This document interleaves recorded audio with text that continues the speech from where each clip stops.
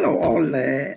This report was, generated by AI, and one of the students was helpful in getting this together, and telling us how to research about Apple and get some information about the company, about its management, and corporate culture. And Apple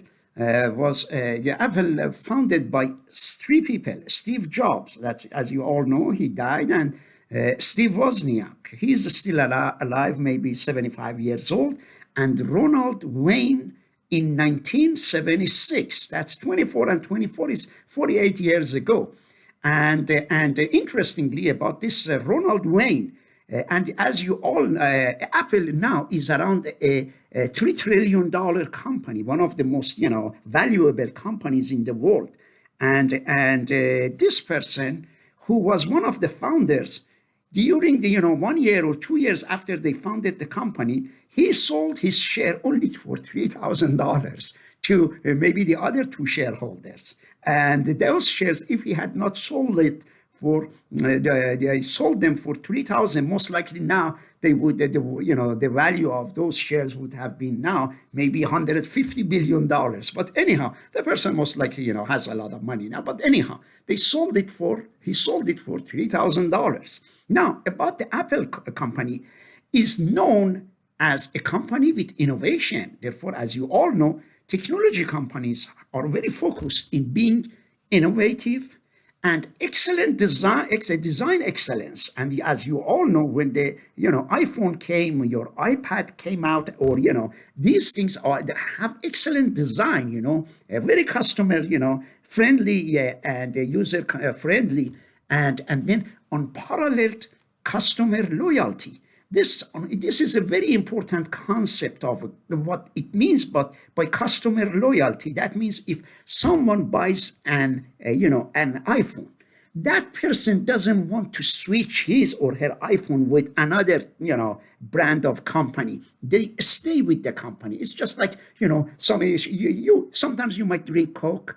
Another time you might go to Pepsi, again come back Coke, Pepsi. You switch. That's not a brand loyalty. Well, customer loyalty is when you buy, you like the company, you appreciate, you value, you want to stay with the company, use its product. You buy Apple's, iPhone, then you want to buy iPad, you keep Apple Watch. You try to stay with the products. That's a very important component of marketing, if you can get the loyalty of your customer. And relentless pursuit of excellence and creativity. Again, that is what they are doing in Apple. That's their culture. That's what they are doing. They are encouraging their employees to think different, and also pushing the boundaries and trying to get the best product possible into the market. But at the same time, they try to imply simplicity, which means when you use your iPhone, although it has many, other features as well, but overall you see the ease of use and simplicity, and therefore user-friendly, the product that is user-friendly, and therefore they pay a lot of attention. Again, Apple culture is known of secrecy and confidentiality. One thing I want to let you know is that these companies, suppose Apple suddenly will have this annual gathering, or if they want to have a new product, suddenly they bring the people into a convention center and suddenly come with they talk about a new product. But those new products are kept in very secretive manner to create excitement for the customers, for loyal customers of Apple, that they want the people want to know what is new with the new iPad.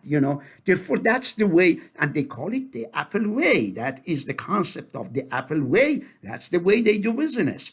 And the culture of secrecy, and they create excitement. And of course, they are sustainability. They are focusing on sustainability and social responsibility. And they consider today Apple is one of the most valuable companies, second most valuable company. There are those magnificent seven companies are the most valuable companies. What we mean by valuable company? We mean that if they want to sell Apple, company, if they want to sell the company, for example, to another company, let's say Microsoft, how much Microsoft should pay to buy Apple? Microsoft should pay $3 trillion. If they want to sell Microsoft to Apple, Apple should pay 3.1 maybe $1 trillion. At the moment, Microsoft is the most valuable company. In the past 1 month, the value of the company, became greater than the value of Microsoft, became more valuable than Apple. And the way they calculate this valuation of the companies, they see how many shares there are out there for example, Apple, and each share, for example, is $200. If there are 200, each share is $200, and you have, for example, 1,000 shares, you multiply 2,000 shares by $200 per share times 1,000 shares, that is $200,000, for example. That's the way they calculate the company value. And therefore, if you multiply number of shares of Apple by the stocks of Apple, which might be about around $172, you get a total of $3 trillion. That's how they value. The most valuable companies in the world at the moment, first is Microsoft. A few days ago, Apple was the most valuable because its stocks, were a little higher. Now Microsoft is the most valuable, then Apple. And the third one maybe is a government organization. I think that is Aramco, they call it. That's an oil company that the government of Saudi Arabia has it. And the third most important company rather than government, institutions is now NVIDIA. NVIDIA was, last time we talked, it was the fifth valuable company, which means that it was behind Google and it was behind Facebook. Behind Google and behind Amazon. But in the past few days, NVIDIA suddenly came with a great, report about its profits and, income, and, therefore, suddenly the value of the company jumped high significantly. Now it is the third most valuable company, around $2 trillion, which means if suddenly it goes at this rate, it can even, become the most valuable company in the world, NVIDIA. Therefore, I want you to watch these companies, these 7 companies. And therefore, now, as you all know, the most valuable company, Microsoft at the moment, maybe $3.2 trillion, Apple maybe $3 trillion, and NVIDIA maybe 2.3 or something, $2.2 trillion. See how these companies are advancing. And also, it has brought a diverse range of skills and experiences to the table. Therefore, when it hires managers, they like to see a diverse experience. Why not? You need a lawyer, you need someone who is in technology, you need someone who is a business person. Let's not forget this Steve Jobs was more into, they called him a very, visionary person. Therefore, it was more into business concept of, Apple as opposed to technology. The technology components were handled with this Steve Wozniak and Ronald Wayne. And, Steve Jobs was more into, expanding the company, thinking about what products they should provide. And therefore, it is important for the companies to have people who have a diverse, view and a diverse experience. And that would be very valuable for the company. And they are providing, highly desirable, iconic products. And they have become, this disruptive company. Disruptive companies are the ones that suddenly they bring a product that the other competitors don't have that product. Suppose when iPhone came first, suddenly it caught everybody by surprise, other companies.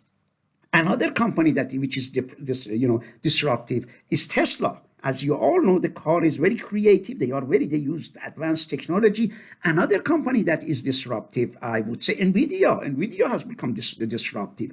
Amazon, that suddenly it came and became, online bookseller or everything they are selling. And they are disruptive. That means that they change the traditional way. And companies can come with disruptive ideas are usually very, very advanced, are very, successful. Therefore, these are great, information that you are all getting. You are all getting from the, different sources, from, chatbots. Therefore, control customization and user experience. They customize their, their products, and they make sure, they have, customer satisfaction, and their customers are brand ambassadors, which means if a customer has an Apple telephone, an Apple iPhone, he or she goes outside and says how he or she is happy with, the product. Therefore, if that becomes the case, then you don't spend as much on marketing, because the people, who are using your products, are the ones who do the job of marketing for you. Your job is very easy. One of the companies that has done excellent job in terms of customers becoming ambassadors, and they sometimes we use the term word of mouth. Google used that word of mouth, because you don't see Google usually advertise about its services. Why? Because the people, word of mouth brought the company to where it is. Therefore, it is very important to have the customers to be your ambassadors and promote your products. If you can do that, you have made it global leader in technology and a cultural icon. Therefore, now you understand the corporate culture. If I ask you what is the culture of Apple corporate culture, so maybe you say they are innovative. Where they have customer culture, creates customer loyalty. Their culture is secrecy, simplicity. Do you see? Responsibility, and therefore, and then it is customization. These are part of the cultures, and you see how the management is working. Therefore, I want you to look at these reports about these companies, and you learn a lot about them.